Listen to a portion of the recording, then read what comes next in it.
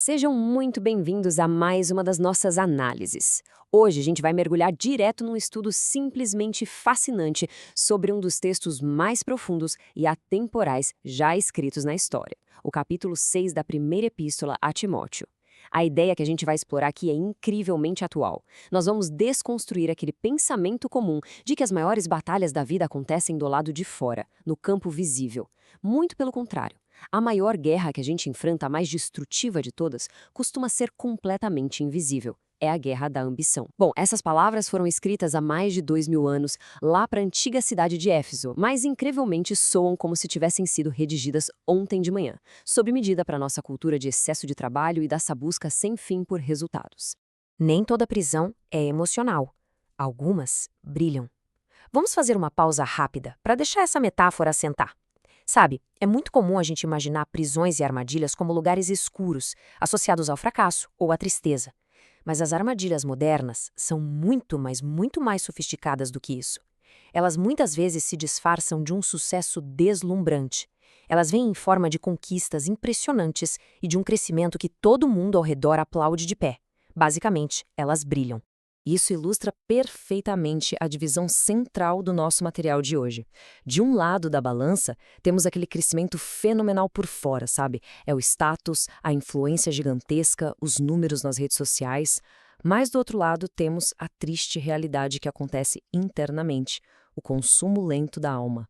É exatamente como imaginar a fachada de um prédio que fica cada vez mais alta e luxuosa, mas cujas fundações, lá no fundo, estão sendo completamente corroídas e esvaziadas sem ninguém notar. Ponto número 1. A prisão do sucesso e a distorção da fé. Aqui, o apóstolo Paulo faz um alerta super direto e até perigoso sobre a terrível prática de usar a espiritualidade e as crenças sagradas apenas como um trampolim para ganhos pessoais. Quando a fé vira uma mera ferramenta de interesse próprio, uma verdadeira reação em cadeia começa a acontecer. A verdade rapidamente perde espaço, simplesmente porque deixa de ser conveniente. O ego, por sua vez, infla de um jeito desproporcional, totalmente alimentado por esse falso sucesso. E, no fim das contas, a consciência se corrompe. De repente, a vida passa a girar exclusivamente em torno de levar vantagem, e aquela bússola moral que deveria guiar as nossas ações é jogada pela janela em nome do lucro e da influência. Ponto 2. O contentamento perdido. Vamos nos aprofundar um pouco nisso. No mundo contemporâneo que é incansavelmente movido pela comparação, a ideia de um contentamento verdadeiro se tornou uma virtude extremamente rara. E a realidade de quem perde isso é devastadora. Quem vive sob essa sombra nunca, absolutamente nunca se sente suficiente. Cria-se uma dependência pesada, quase química, do status para se sentir alguém no mundo. E o mais exaustivo de tudo é que nasce uma necessidade diária de provar o próprio valor para os outros. É exatamente assim que uma ambição sem limites vai divorando a paz interior. O texto nos presenteia com esta máxima que é brilhante. Quem precisa provar valor o tempo todo, nunca descansa. Olha só o peso disso. É uma exaustão absoluta. Imagina só viver a vida inteira onde cada ação sua, cada coisa que você compra ou cada palavra que sai da sua boca está amarrada à aprovação alheia. É literalmente uma corrida sem linha de chegada. Um cansaço profundo que não se cura nem com boas horas de sono, porque a alma está ali, o tempo todo, em estado de alerta. Nosso ponto número 3, o amor ao dinheiro.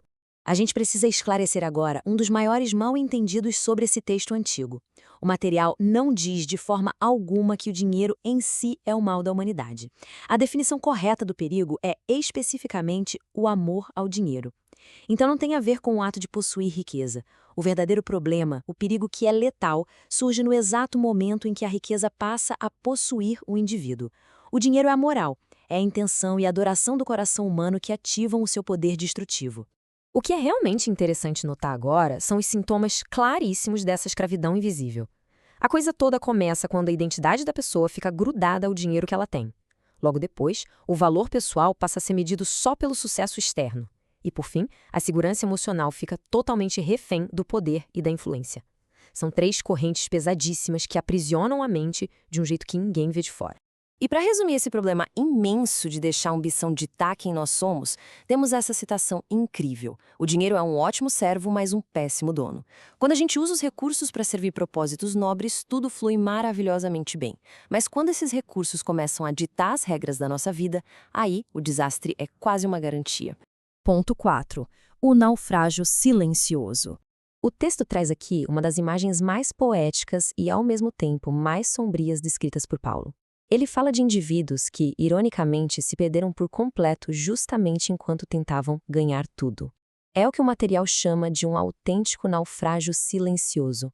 A ironia trágica disso é enorme. De um lado você vê o ato de conquistar coisas sem parar, do outro, o fato terrível de perder a si mesmo no processo. É crescer massivamente por fora e quebrar totalmente por dentro. E o pior, ninguém escuta o barulho de um barco batendo nas pedras. O afundamento acontece ali, nas águas mais calmas e silenciosas da alma. Vamos ver como isso se desenvolve no nosso quinto ponto, a estratégia de fuga. Felizmente, o material não traz só problemas. Ele apresenta um plano de ação, uma estratégia contra-intuitiva para a gente não sucumbir a essa pressão esmagadora. E a diretriz é chocante de tão simples. Foge dessas coisas. O texto milenar ensina algo super valioso sobre estratégia aqui. Nem toda a batalha se vence batendo de frente com o inimigo com uma espada na mão. Algumas das vitórias mais importantes da vida exigem pura e simplesmente a sabedoria de saber a hora de dar meia volta e não participar da guerra. E aqui nós temos um mapa bem prático do que precisa ser abandonado. É vital fugir de ambientes tóxicos que ficam estimulando a ganância o tempo todo e se afastar daquelas obsessões destrutivas que roubam a paz. Além disso, é preciso cortar pela raiz o hábito da comparação constante com a vida dos outros e soltar de vez aquela necessidade exaustiva de ficar provando valor a cada segundo. A verdadeira maturidade se reconhece exatamente pela capacidade de dar um basta e sair desses ciclos de destruição. Isso nos leva direto ao ponto 6, o bom combate interno. Então, o ponto crucial é o seguinte: depois de fugir daquelas armadilhas todas, para onde vai a nossa energia? Ela é redirecionada para a verdadeira batalha, que é combater o bom combate da fé. Lutar esse bom combate não é, de forma alguma, sobre parecer maior ou mais poderoso para o resto do mundo. Os objetivos reais são outros. É não perder a consciência, não vender a verdade por preço nenhum e não se corromper por dentro. Trata-se de lutar com unhas e dentes para manter a própria integridade intacta, não importam as pressões lá de fora. Nosso sétimo e último ponto foca em algo bem específico: o perigo invisível para os ricos. Para garantir que a mensagem chegue a todos, o texto dedica alertas muito sábios àqueles que já alcançaram a tão sonhada riqueza financeira. Existe um perigo totalmente invisível rondando quem já chegou no topo da montanha. Primeiro, não colocar esperança na instabilidade das riquezas, porque o material pode evaporar da noite para o dia. Segundo, evitar ser dominado pelo orgulho, que é uma consequência super comum do sucesso financeiro. E terceiro, nunca esquecer a humanidade e a generosidade. Repito, o material não condena ter posses, mas ilumina de forma brilhante o risco extremo de colocar toda a esperança da nossa vida em coisas que são passageiros. Essa frase aqui pede um momento de silêncio para a gente absorver. Pode-se conquistar o mundo inteiro e ainda assim perder a própria essência. Qualquer conquista externa, por mais maravilhosa que pareça na foto, perde absolutamente todo o seu sentido se não houver a preservação do caráter. Isso muda totalmente a nossa perspectiva sobre o que realmente significa ser pobre. A pobreza financeira é sim um desafio prático imenso, doloroso, mas a pobreza interior é o esvaziamento da própria condição humana. A forma mais severa de destituição que um ser humano pode enfrentar não é olhar para uma conta bancária vazia, mas sim encarar um vazio absoluto dentro da própria alma. E é por isso que essa ideia resume com tanta força tudo que a gente viu hoje. Algumas pessoas ganham o mundo e se perdem por dentro. Esse é aquele lembrete forte que serve como um soco no estômago de que nem todo o sucesso é sinônimo de liberdade. Muitas vezes, a mesma coroa de ouro que brilha lá fora é a corrente de ferro que aprisiona lá dentro. Para a gente encerrar essa nossa análise com algo para realmente se pensar, a pergunta que fica no ar é: o que domina o coração? Porque no fim do dia, aquilo que domina o coração é o que vai ditar a direção de toda a nossa vida. A ambição e o sucesso, claro que têm o seu lugar, mas a maior e a mais decisiva guerra de todas sempre vai ser aquela travada ali, no silêncio, dentro da nossa própria consciência. A gente espera muito que esse estudo tenha trazido uma nova perspectiva sobre os reais custos das nossas conquistas. Até a próxima!